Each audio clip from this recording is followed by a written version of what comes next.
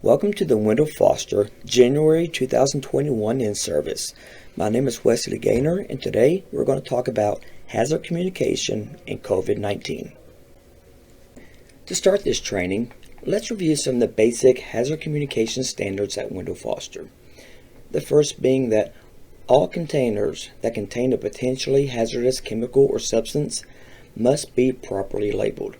This label should include the following: the name of the chemical or product, the information of the company that supplied the product, a precautionary statement, hazard pictograms, signal words, hazard statements, and any other supplemental information such as a direction for use.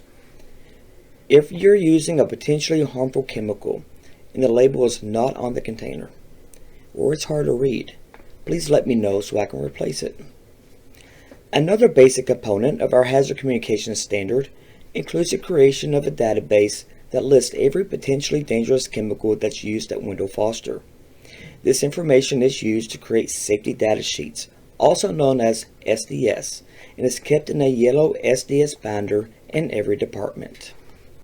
Along with compiling a list of these potentially dangerous chemicals, Wendell Foster has also established specific workplace safety practices, such as using personal protective equipment, also known as PPEs, not placing a chemical in an unlabeled bottle, and keeping chemicals of similar types stored together.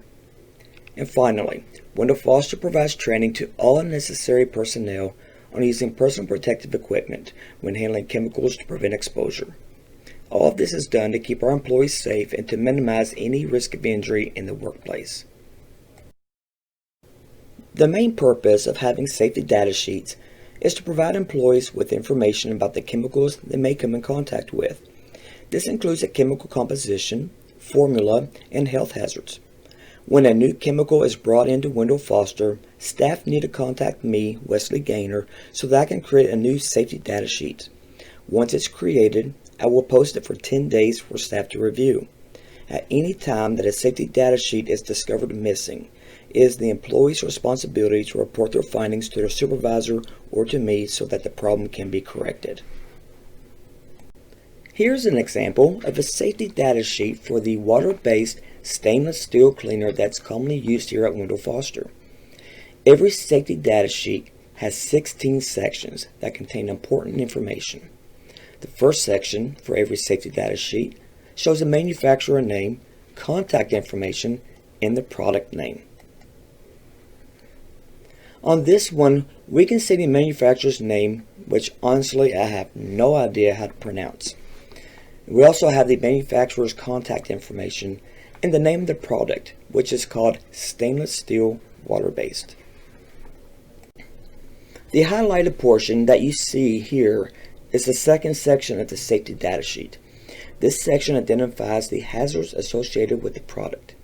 Now notice where it details the likelihood of exposure through the eyes, skin, and inhalation versus through ingestion. You will see this right here. It then reviews the effects that the chemical can have through exposure, which is listed right here. At the bottom, we can see what PPEs that is recommended during its use. And this is where it says personal protection. Bodily injury could happen if you don't wear safety glasses or gloves. So this tells you right here while you're using the product what PPEs you should be wearing at all times. Before we look at the rest of this safety data sheet, let's quickly review what pictograms mean. Pictograms are symbols that indicate the risk associated with a chemical. The first one we see here indicates that this product is corrosive to your skin and it can cause burns. And it can also damage your eye, and it may be corrosive to metals. The second one is the exploding bomb. This symbol informs us there is a potential for explosion even without the product being exposed to air. The third symbol is the gas cylinder. When a container has this symbol, it means it's under pressure. The fourth symbol is the flame. The flame tells us the substance is liable to self-ignite when you expose it to water or air, and it can emit a flammable gas. This fifth symbol is the flame over circle. This indicates that the chemical is an oxidizer and it can cause fires to burn hotter and longer. A substance labeled with the health hazard symbol is a cancer-causing agent with respiratory, reproductive, or organ toxicity that can cause damage over time. The skull and crossbones indicate that the substance can have an immediate and severe toxic effect on the human body. The environmental symbol indicates that the substance is toxic to aquatic wildlife. And finally, the exclamation mark. This one lets us know that this substance is an irritant to the skin, eyes, or respiratory tract, or it may be a narcotic. Now this is page 2 of the safety data sheet we were looking at, and this is rest of section 2. Now we can see at the top here we have 2 pictograms. The first is the exclamation mark. Now this one lets us know that this substance can be an irritant to the skin, the eye, or the respiratory tract. This second one indicates that there is a health hazard associated with this chemical. So this substance can cause cancer, or it can harm your respiratory tract, reproductive organs, or cause organ toxicity over a period of time. Below, we can see all the risks associated with this chemical and the container it's stored within.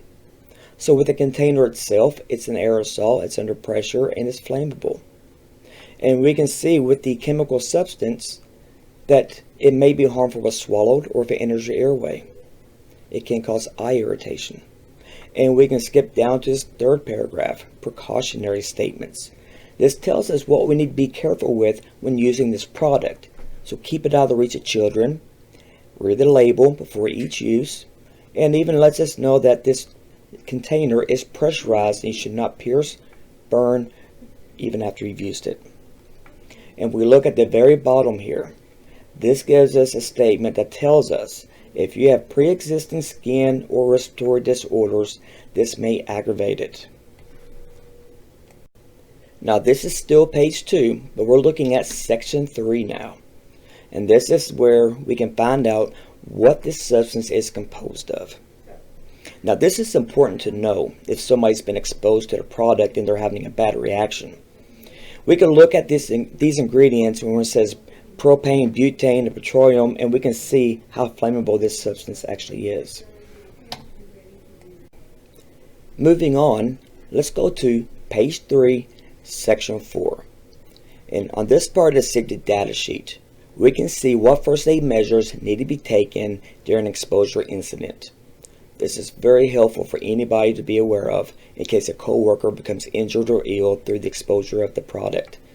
So this tells us what to do if it's inhaled, if it comes in contact with the skin, with the person's eye, or ingestion.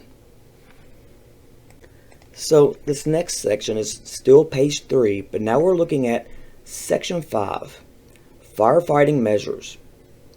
Now this section lets us know that if there's a fire, that we need to follow the information that is given right here. Section 6 explains what to do during an accidental release of the product.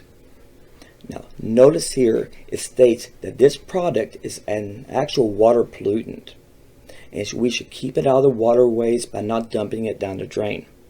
Instead, if we need to contain this product, if it's been released into the environment or spilled onto the floor, we should absorb the material with sand or vermiculite.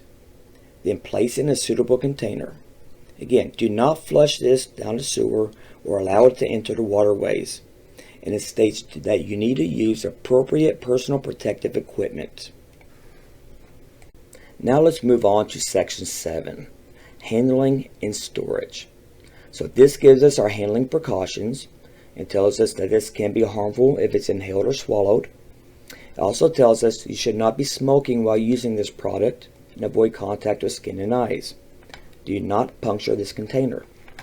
And if we look up here, we see the storage requirements. Keep it out of reach of children. Do not store it near heat, sparks, or open flames.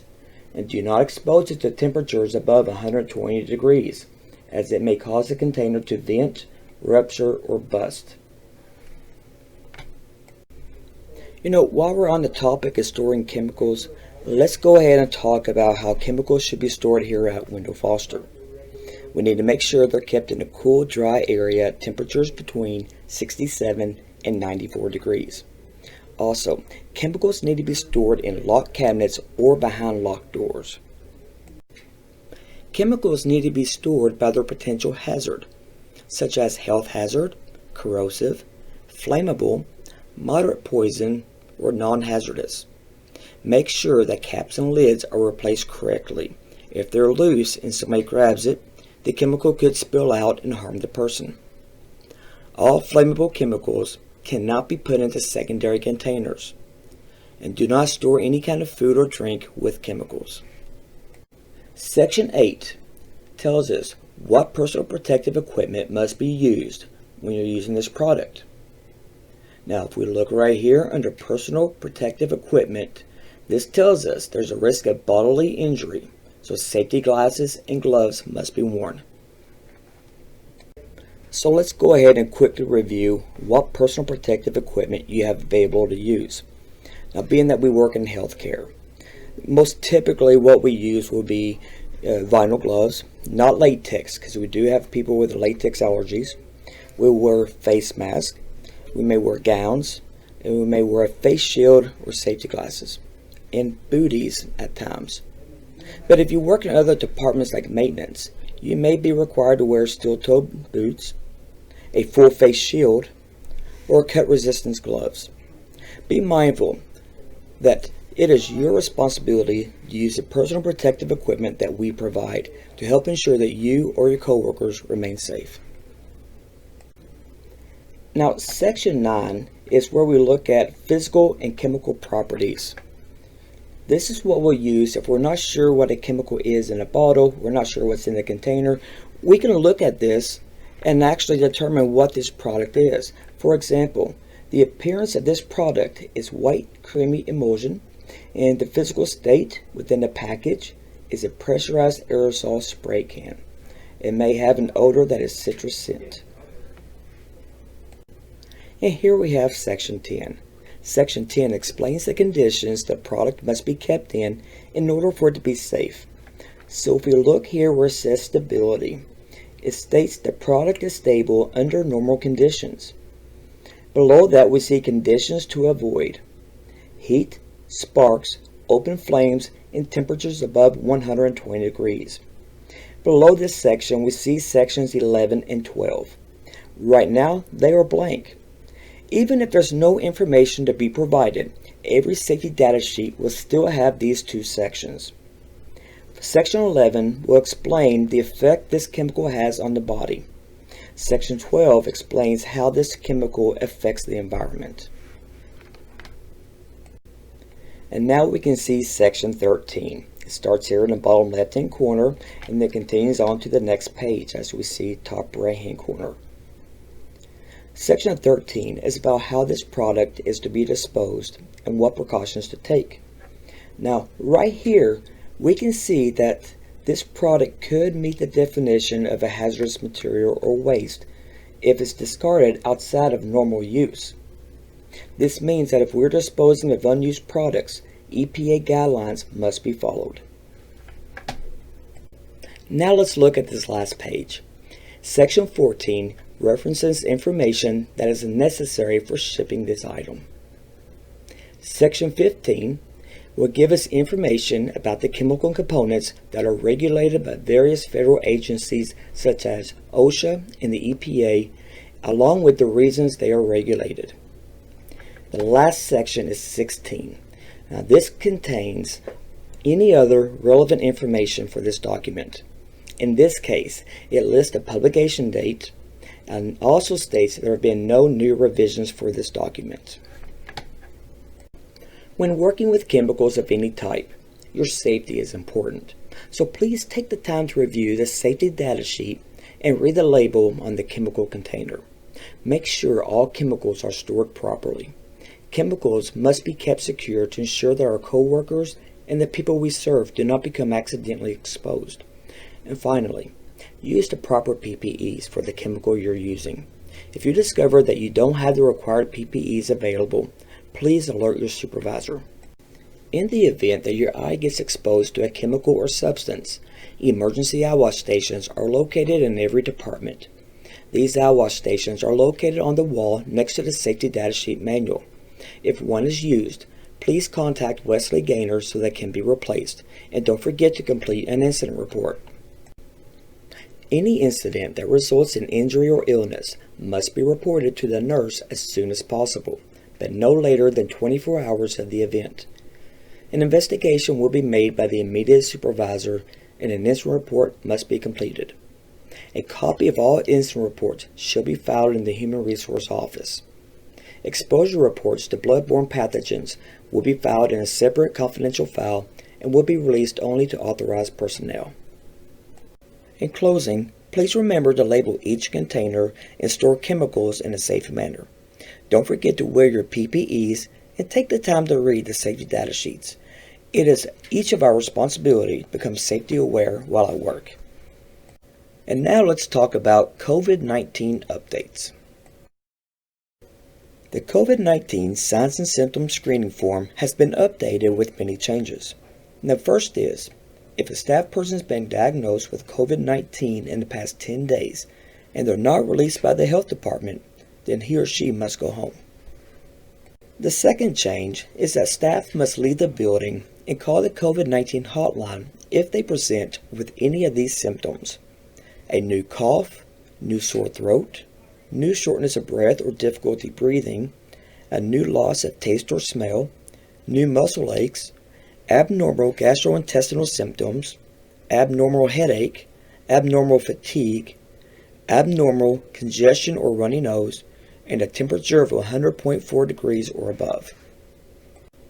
Staff will no longer be sent to a nurse for evaluations of COVID-19 symptoms. If a staff member has the symptoms, they will be asked to leave, and they will then be requested to call the hotline and to follow their directions. The phone number there to call is 1-800-722-5725.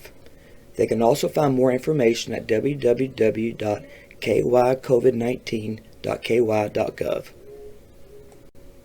No longer will staff be sent to a nurse for evaluation of COVID-19 symptoms. If a staff member has the symptoms, they will be asked to leave, and they will be requested to call the hotline and to follow their directions. The phone number to call is 1-800-722-5725. More information on COVID-19 can be found at www.kycovid19.ky.gov. If an employee that is displaying symptoms calls the hotline and is being asked to be tested, they will need to arrange a time with the Director of Nursing, Kim Trainer, to come in and be tested. Also note that we're no longer rescreening staff who have been traveling out of the state. In the contact tracing section of the Signs and Symptoms form, the wording has been changed. It now reads, have you had close contact within 6 feet for a cumulative total of 15 minutes or more over a 24-hour period in the last 14 days with someone diagnosed with COVID-19, or has a health department or healthcare provider contacted you and advised you to isolate or quarantine? If yes, the staff person must leave the building and call the hotline for further direction. A person will not be cleared by a negative COVID test until that is acceptable by the health department hotline. If yes is from working in a COVID positive room, cottage, or house, the staff person will not leave unless presenting symptoms on the form. We will now start testing staff who regularly enter the cottages every 2 weeks instead of weekly. So if an employee is presenting symptoms during the week we are not testing, they will need to set up an appointment with Kim Trainer, the Director of Nursing, so they can come in and be tested. Now this will all be at the direction of the COVID hotline, which the staff person will call when symptoms begin. The people that live in the cottages will no longer be COVID tested unless they're presenting with new or unusual symptoms. A testing schedule will be sent out the week prior to each testing week. Please wear your mask. And don't pull your mask down just because you're talking with somebody. Don't remove your mask to cough. This defeats the purpose of wearing it. Make sure that your mask fully covers your nose and your mouth. When you're on a break or lunch, continue to wear your mask unless you're actively eating or drinking. And if someone that we support can safely wear a mask, encourage them to do so.